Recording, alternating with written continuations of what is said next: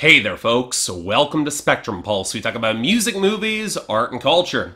And here's a big one. We're going to be talking about the comeback record from LCD Soundsystem called American Dream. So, okay, I've talked a little bit in the past about artists that even fellow critics kind of have to acknowledge are critic bait. Acts that pay tribute to the past while expanding their sound into interesting genre fusions that are experimental but not exactly incredibly challenging, often overloaded with Easter egg references and frontmen who are as much music nerds as we are. You get the idea. Now, I'm personally not immune to this. Hell, one of the reasons I'm such a big fan of Eric Church's excellent album Mr. Misunderstood is that he transplanted that vinyl collecting, Wilco referencing archetype into country music, and it was a phenomenal fit personally for me. But I think one of the reasons where I'm more tolerant of that than in most cases because in country specifically, Eric Church's subject matter did make him feel like a genuine outcast, especially opposite bro country, and the self-mythologizing, it rang through a little bit stronger as a matter of fact. Whereas in indie rock, where it's a lot more common, and okay, no way around this, I've been bracing myself for the LCD Soundsystem conversation ever since they were first referenced on Season 2 of You're the Worst. Season 4 just started. Start watching it. Now, this is the project of frontman James Murphy that won him a tidal wave of critical acclaim in the 2000s for fusing ridiculously tight electronic grooves with guitar-driven indie rock and lyrics intensely knowledgeable about music's history and yet focused more on the inevitable wistful melancholy of growing older. Let's be honest, it was laser focused to hit a certain demographic of white, male music critic, and yet I'll be the first to say that I've always held them a bit at arm's length. Now, don't get me wrong, the grooves are pretty damn great, even if I find some of the melodies kind of lacking and James Murphy's navel-gazing pretty pretentious. I know, coming from me, I get it, and it's also frequently right on the edge of insufferable. But you know what, considering the group effectively broke apart after This Is Happening in 2010, their third album, I figured I never need to discuss them anymore. Until the retirement myth ended, everyone started making the Jay-Z jokes, they got back together for an encore record called American Dream this year that, as everybody could have predicted, has won buckets of critical acclaim. Although, among some critics I like and respect, a little bit less than most people would predict. Okay, my interest is piqued.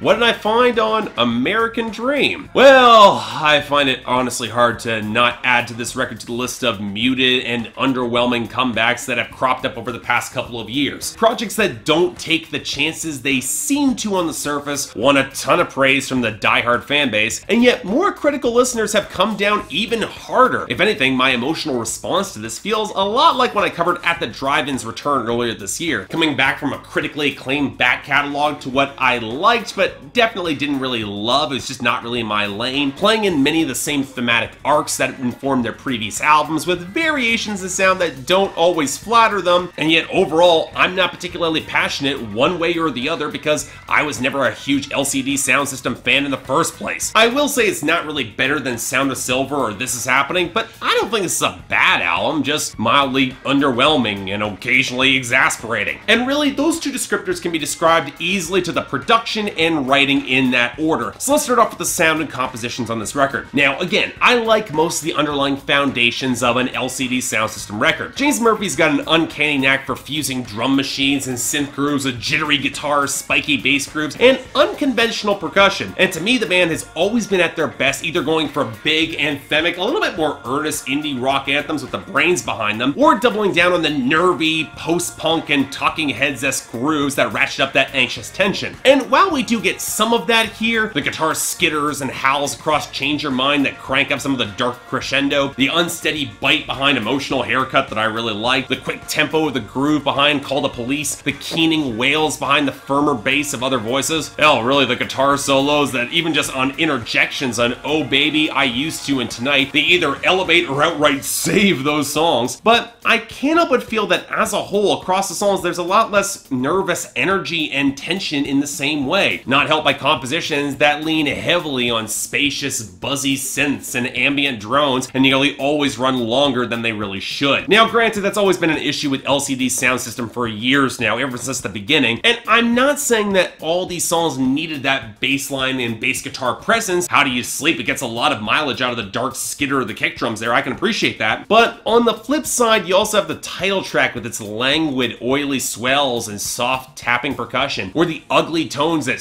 screech across I used to, I'm just not really a fan of the synth tones on the song, as none of them really complement the tighter electronics that used to be the underlying core of the best songs. And yes, I get the ambient homage that Black Screen is trying to be, more on that in a little bit, but it's also over 12 minutes, and on a 10-song record over an hour long, there's just not enough there to justify that length, even despite an admittedly pretty set of keys on the outro that does pretty much save the song. And here's the thing, it's not like James Murphy doesn't get the styles of music that he creates, cribbed from either the Talking Heads and post-punk and no wave on one moment, and Ultravox and New Order on the next, and for the record, that doesn't really bother me, as James Murphy has never really given a damn about sounding modern, and that's played to his favor. But at the same time, when he's working on his David Byrne impression or trying a falsetto that doesn't always flatter him, it can make for some frustrating moments that can feel a bit derivative, especially when on some songs like How Do You Sleep and the title track, he will then place his vocal track deeper into the mix, which doesn't always conceal how underwritten a few of these songs can feel, especially on How Do You Sleep. So we might as well get to some of the writing here.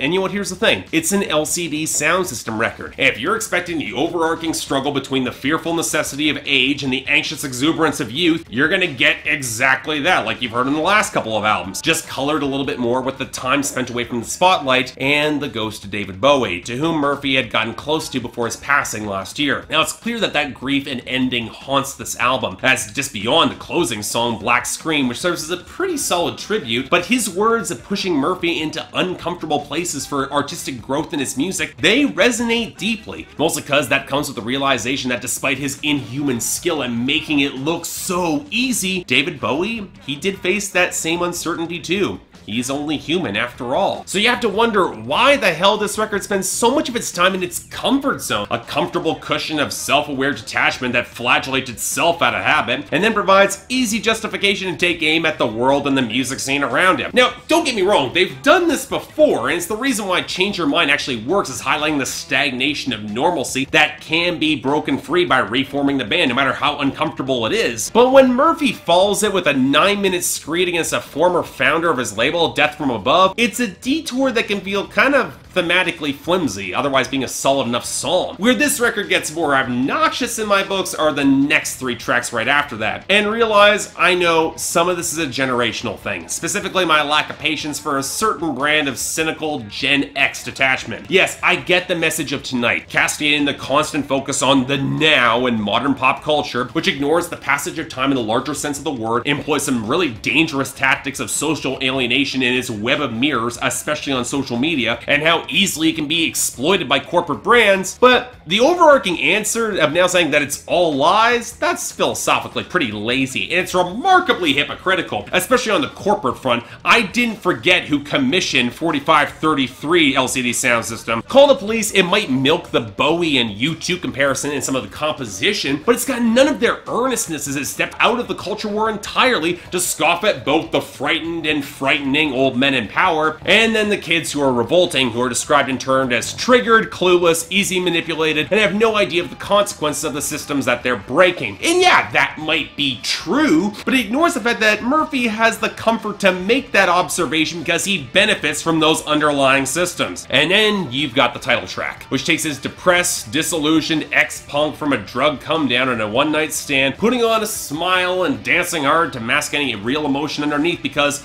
to quote, you just suck at self-preservation versus someone else's pain. Because, you know, acknowledging that it's not all about you and showing some empathy, that's so damn hard, right? It reminds me a lot of the title track from Frank Turner's Love Iron song, at least in theory. But whereas that song channeled righteous disillusionment for both sides towards real fleeting hope in something, James Murphy just wallows in musings about American dream that was always a societal construct, mostly built to serve guys like him. And that hits a major missed opportunity on this album. This record is at its best when embracing that uneasy discomfort, throwing 3 sheets to the wind, and it comes with taking a real chance on a fleeting world, like on Change Your Mind, or the bare all moment that comes with Emotional Haircut. And it's a damn shame the record didn't take that additional step to push past both sonically and thematically beyond his immediate headspace. And yeah, I know, LCD Soundsystem has never really done that, and Murphy has never seemed entirely clued in about how much his music has resonated with its laser-targeted demographic. demographic. But you know what? If you're titling your record American Dream, if you're trying to go bigger, if you're looking to go big for that comeback album specifically, you got no reason not to go for broke. But of course, Murphy has written himself a justification for not doing so and just being comfortable in his own space. And maybe his own haggardness would have prevented that stuff from being convincing, but it certainly undercut some of his societal commentary, and preemptive justifications can feel all the more thin from doing that, feel like weak excuses. But really,